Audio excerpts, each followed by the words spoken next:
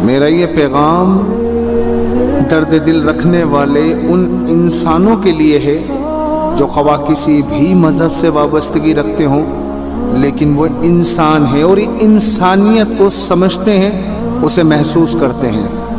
بات کرنا چاہتے ہیں سیما حیدر کے حوالے سے، وہ ایک بد کردار بد چلن عورت جو اپنے انٹرویو میں کہتی ہے کہ مجھے کالی کر کر نکال دیا گیا۔ میں ہندوستان میں رہنے والے ان دوستوں سے مخاطب ہوں جو اس وقت پر صرف اور صرف ریلیجیس میٹر کو پروموٹ کرنے کے لیے، اسے پروان چڑھانے کے لیے 4 بچوں کو نظر انداز کر رہے ہیں۔ میں ان لوگوں سے بات کرنا چاہتا ہوں جو انسانیت کو سمجھتے ہیں، جو درد دل رکھتے ہیں، وہ جانور کے بچے کا بھی احساس کرتے ہیں، ان کا نہیں جو انتشار پھیلاتے ہیں۔ اس عورت نے اپنے منہ سے قبول کیا کہ مجھے کالی کر کے نکالا گیا۔ آپ جانتے اس کا مطلب کیا ہے جب یہ اپنے منہ سے ایڈمٹ کر رہی ہے؟ سندھ کے علاقوں میں کالی اس کو کہتے ہیں جو کسی مرد کے ساتھ پکڑی جاتی ہے۔ اگر میری بات پر یقین نہیں ہے تو آپ کسی سے بھی پوچھ سکتے ہیں، اور غالباً یہ ہو سکتا ہے کہ آپ لوگوں میں بھی ایسا ہے کہ جب وہ کسی مرد کے ساتھ پکڑی جائے تو دونوں کو جلا دیا جاتا ہے یا جو بھی کرتے ہیں۔ یہاں پر بھی کچھ ایسے ہی سسٹم چلتا ہے کہ اگر وہ کسی غلط اقدام میں کسی مرد کے ساتھ پکڑی جائے تو دونوں کو مار دیا جاتا ہے۔ کچھ بھی صحیح، یہ کہتی ہے بروچ بڑے ظالم ہوتے ہیں اور پتہ نہیں سے کیا کچھ بولا ہے، بڑے غیرت مند ہوتے ہیں، سندھ کے لوگ بڑے خوددار ہوتے ہیں، بڑے مہمان نواز ہوتے ہیں۔ پھر یہ کہتی ہے کہ مجھے کسی سے ملنے نہیں دیا، مجھ سے لا تعلقی کر لی، جب مارا نہیں اور تیری شادی تیرے کرتوت کی وجہ سے ایک شخص کے ساتھ کروا دی گئی، کیا یہ غنیمت نہیں تھی کہ تم جب کوئی کالا کام کرو، غلط کام کرو اور اس کے بعد تم یہ کہو کہ مجھ سے لا تعلقی کیوں کر لی گئی؟ یا تو اپنے کردار کو ستھرا رکھنا تھا، اور تم وہ بدنوا داغ عورت کے اوپر کہ تم نے پھر سے وہ اقدام کیا جس کی وجہ سے تمہارے خاندان والوں نے تمہیں نکال پھینکا تھا۔ ہر ایک عزت دار شخص یہی کرتا ہے۔ اب میرا سوال ہندوستان کی عوام سے ہے، وہ شعور والی عوام جو محسوس کرتی ہے، جو علم رکھتی ہے، کیا کوئی بھی لڑکی کسی مرد کے ساتھ پکڑی جاتی ہے تو کیا اس کی عزت کی جاتی ہے؟ لوگ اس کی شادی ہی کرتے ہیں، نہیں تو اسے نقصان پہنچاتے ہیں۔ جو لوگ پیار کرتے ہیں وہ یہی چاہتے ہیں کہ اس کی شادی کرو اور اسے اپنے گھر کی طرف رخصت کر دو۔ اس کے گھر والوں نے بھی یہی کیا۔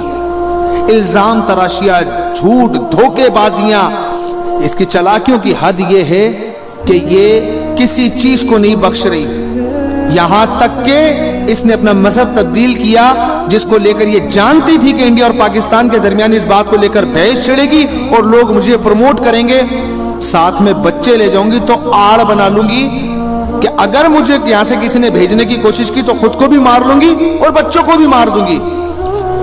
پھر یہ ہر وہ کام کرنے لگی جس سے یہ آپ کو اپنی طرف مائل کر سکے۔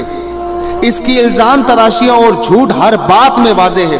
آپ جانتے ہیں جس شخص کی یہ نکاح میں تھی، اس شخص کی اتوار کو فلائٹ تھی سعودیہ جانے کے لیے، جب وہ کمانے کے لیے جا رہا تھا۔ میں پھر سے ایک بات کہہ دیتا ہوں، میں یہ گفتگو ان شعور والوں لوگوں کے ساتھ کر رہا ہوں جو انسانیت کو سمجھتے ہیں۔ اس بندے کی فلائٹ اتوار کو تھی اور وہ شخص جمعہ اور ہفتہ اپنے بچوں کے لیے رکشہ چلا رہا تھا کراچی میں کہ میں ان کے لیے کچھ کر کے جاؤں، اور وہ وہاں پر بھی جا کے کچھ کرنا چاہتا تھا۔ پر یہ کہتی ہے کہ جب میں اپنی دادی کے انتقال پہ گئی، باپ کے انتقال پہ گئی، تو مجھے وہاں سے جب نکال دیا گیا تو سچن میرے ساتھ تھا، وہ مجھے دلاسا دے رہا تھا۔ ایک بد کردار عورت کو یہ کہتے ہوئے شرم نہیں آتی؟ کسی کے نکاح میں ہو کر، کسی کی شادی شدہ زندگی میں ہو کر بچے پیدا کر کے وہ کسی غیر مرد سے تعلقات رکھتی ہے اور میڈیا پہ سر عام کہتی ہے تو کیا ہوا؟ اور ہم اندھے ہو کر اسے پروموٹ کرتے ہیں۔ کل آپ اپنے بچوں کو کیا سیکھ دیں گے؟ آپ نے دیکھا کہ جب اس نے یہ اقدام کیا تو یہ آج تک ناچنا گانا بند نہیں کر رہی ہے۔ اس کے چہرے پہ کہیں آپ کو کچھ نظر آتا کہ شرمندگی ہو؟ اگر یہ 10 منٹ روتی ہے تو 1 گھنٹہ ناچتی ہے، 2 گھنٹے ہنستی ہے۔ اس کا تاج محل بن رہا ہے، صرف انڈین عوام کو بیوقوف بنا رہی ہے۔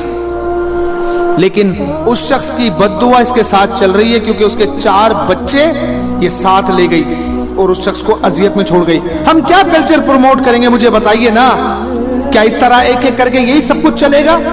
کیا اسی طرح سزائیں دی جائیں گی؟ تو لوگ شادی کیوں کریں گے؟ اگر یہی دھوکے بازیاں عورت اسی کردار پر آ جائے گی، کل آپ کے لوگ بھی انڈیا سے کہیں کام کرنے جاتے ہیں تو کیا آپ کی بہن بیٹیاں ایسے کسی مرد کے ساتھ بھاگ جائیں؟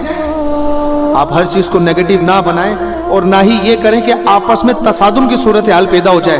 میرا مقصد حیدر علی کے بچوں کے لیے آواز اٹھانا ہے۔ وہ شخص جس تکلیف جس کرب سے گزر رہا ہے کہ وہ کہتا ہے مجھے 3 ماہ سے نیند نہیں آتی، ایک بار باپ بن کر سوچیے گا، ایک بار ماں بن کر سوچیے گا، ایک بار وہ ماں بن کر سوچیے گا جو مار کھاتی ہے، جو پٹتی ہے، درد سہتی ہے، لیکن اپنے بچوں کے لیے سب کچھ برداشت کرتی ہے، وہ جگہ نہیں چھوڑتی۔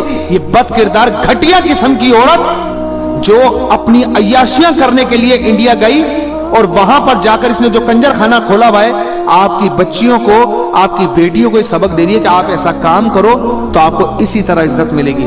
اور کبھی بھی خاموش ہو کر نہ بیٹھنا، ہمیشہ کیمروں کے سامنے رہنا اور للکار کے کہنا اور ذلیل کرنا اپنے رشتہ داروں کو کہ دیکھو میں یہ کام کر کر آئی ہوں، لعنت ہے تم پر کہ میں تمہارے رشتوں میں سے تھی۔ ہر جگہ پر اس نے ایک نیا کھیل کھیلا۔